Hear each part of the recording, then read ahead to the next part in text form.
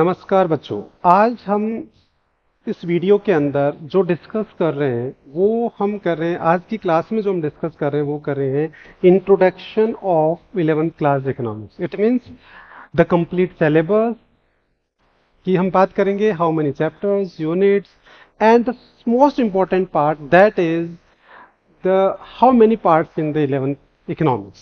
So do you have any idea about how many parts? There are three parts in the 11th economics as per the CBSE. One is statistics for economics, second is microeconomics, second part, and third part is project work. So there are three parts.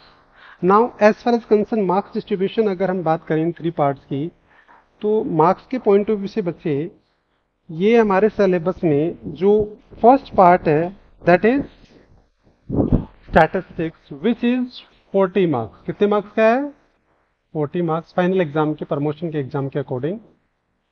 And the microeconomics again will be 40 marks. Then the project work will be the 20 marks. So as far as concern अगर हम marks की बात करें तो complete economics in 11th class 40 plus 40 plus 20 equals to 100 marks. पूरा तो 100 marks होगा promotion में, बट जो 40 मार्क्स है, 40 plus 40 80 marks, that will be the theory and the 20 marks जो है वो क्या होगा? प्रोजेक्ट हो। सो ओवरऑल अगर हम बात करें 11th इकोनॉमिक्स में 80 मार्क्स का थ्योरी है और 20 मार्क्स का प्रोजेक्ट है as per the final promotion exam. तो ये this is the marks distribution and the complete parts of economics in 11th class.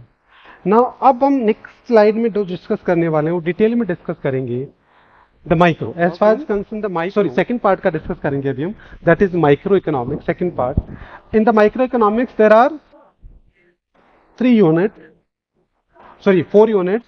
एक introduction, then consumers equilibrium and demand, then producer behavior and supply, and then forms of market and price determination under the perfect competition simplest। तो ये 4 units हैं हमारी और इनका marks distribution chapter अब हम detail में डिस्कस करेंगे।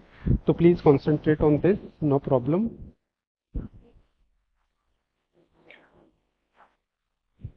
तो देखिए एज फार एज कंसर्न अगर हम बात करें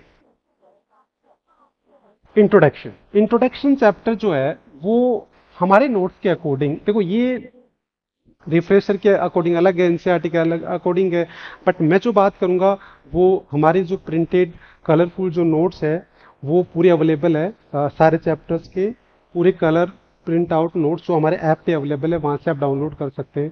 पूरा स्टडी मटेरियल आपको वहाँ मिल जाएगा। तो वो सारे नोट्स के अकॉर्डिंग अगर मैं बात करूँ तो उसके हमने एक ही चैप्टर रखा है। तो एज फार एज कंसर्न अगर मैं चैप्टर की बात करूँ तो इसमें चैप्टर 1 है और जो मार्क्स है वो ये है 4 मार्क्स का चैप्टर। और जो टीआरजेन विकी और जो सबसे ज्यादा चलती है 11th क्लास में माइक्रो के लिए, उसके अकॉर्डिंग बच्चे ये जो है वो 2 चैप्टर दे रखे हैं वहाँ। बाकी वैसे एक कंबाइनली में एक चैप्टर पढ़ेंगे। अब इसमें हम पढ़ेंगे क्या? इंट्रोडक्शन, मतलब हम वही what is economics, types, micro, macro, central problem, economic problem, PPC, वो सारा हम इसमें डिटेल में डिस्कस करेंगे और बहुत ही इंटरेस्टिंग है ना। उसके बाद में फिर कंज्यूमर इक्विलिब्रियम, नेक्स्ट यूनिट आता है कंज्यूमर इक्विलिब्रियम। इसके अंदर बच्चे अगर हम बात करें तो as far as concern chapter की बात करें तो चैप्टर्स के अंदर होने वाले हैं according to growth rate notes. हमारे नोट्स के अकॉर्डिंग जो चैप्टर्स है वो हमने एक कंज्यूमर इक्विलिब्रियम का ले लिया, एक डिमांड का ले लिया और एक इलास्टिसिटी। 3 चैप्टर हम इसमें पढ़ेंगे, 3 चैप्टर्स हम पढ़ेंगे। और जो मार्क्स है वो है 14 एज पर द सीबीएसई। जो मार्क्स है वो कितने? 14 मार्क्स है और 3 चैप्टर्स है। ये हमारे नोट्स के अकॉर्डिंग है, बाकी सब बुक में अलग अलग दे रखा है, ठीक है। अब इसमें हम क्या पढ़ने वाले हैं? इसमें देखो पूरी माइक्रो इकोनॉमिक्स समझने के लिए बच्चे मैं आपको एक ट्रिक बता देता हूँ। वो ये है कि पूरी माइक्रो इकोनॉमिक्स को समझने के लिए इसको 3 पार्ट में डिवाइड कर लेंगे हम। फर्स्ट कंज्यूमर बनना है, जो हम है ऑलरेडी, आप भी और मैं भी, तो एज ए कंज्यूमर पढ़ना है। तो फर्स्ट 2 यूनिट मतलब first 4 chapters totally consumer behaviour के बारे में पढ़ेंगे। कंज्यूमर हम भी हैं, आप भी हैं, तो कंज्यूमर का क्या बिहेवियर होता है तो वो तो हम वैसे भी जानते हैं, और उसको हम थोड़ा थ्योरेटिकली और थोड़ा डिटेल में पढ़ेंगे, तो वो सारा हम पढ़ने वाले हैं। फिर हम इसका सेकंड पार्ट जो पढ़ेंगे दैट इज प्रोड्यूसर बिहेवियर। इसके अंदर पूरा प्रोड्यूसर को बिहेवियर पढ़ेंगे। तो एज ए कंज्यूमर हमारे लिए प्रोड्यूसर का बिहेवियर भी बहुत जरूरी है कि वो कैसे प्राइस डिटर्मिनेशन करता है, कैसे प्रॉफिट, कैसे कॉस्ट, कैसे प्रोडक्शन होता है, तो वो हम पढ़ेंगे। तो एक बार अपने आप को माइक्रो इकोनॉमिक्स पढ़ने के लिए कंज्यूमर रखना, एक बार अपने आप को क्या मानना है, प्रोड्यूसर मानना है, तो हमारे माइक्रो इकोनॉमिक्स बहुत अच्छे समझ में आने वाली है।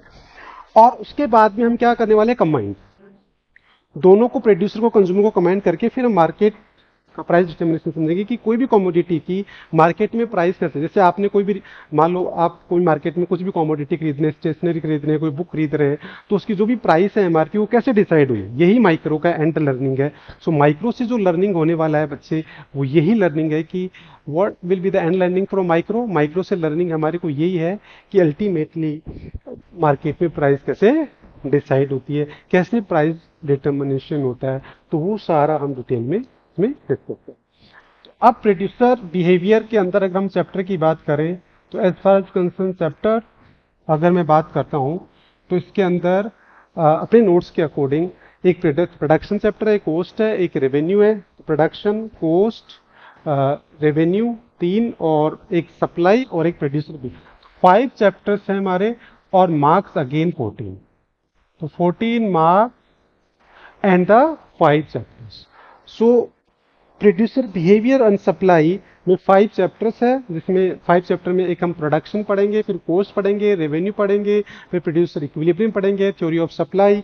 तो इससे कंप्लीट प्रोड्यूसर बिहेवियर के बारे में हम पूरा पढ़ेंगे।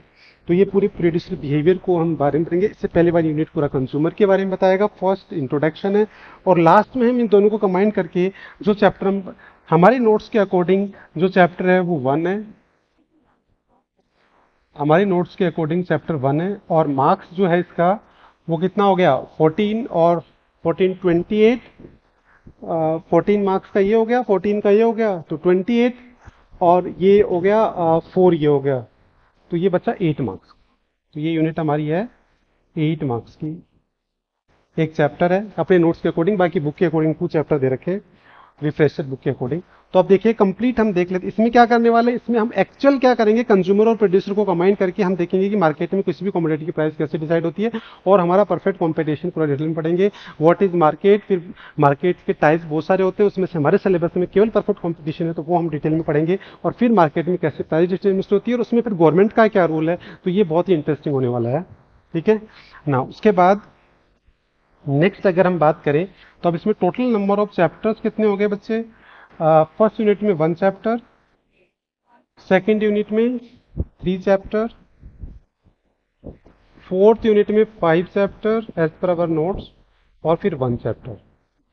तो 4 4 5 10 चैप्टर्स हो रहे हैं हमारे नोट्स के अकॉर्डिंग। चैप्टर कितने होंगे, 10।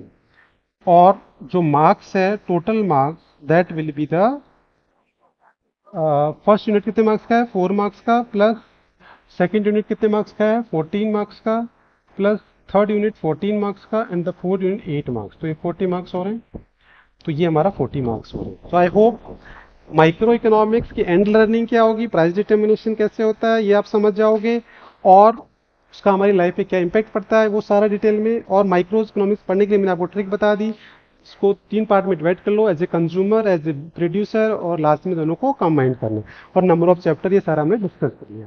अब हम नेक्स्ट जो हमारा पार्ट है 11th क्लास में, वो है दैट इज प्रोजेक्ट में। तो नेक्स्ट स्लाइड में हम डिस्कस करेंगे third part of in 11th class, that is project work.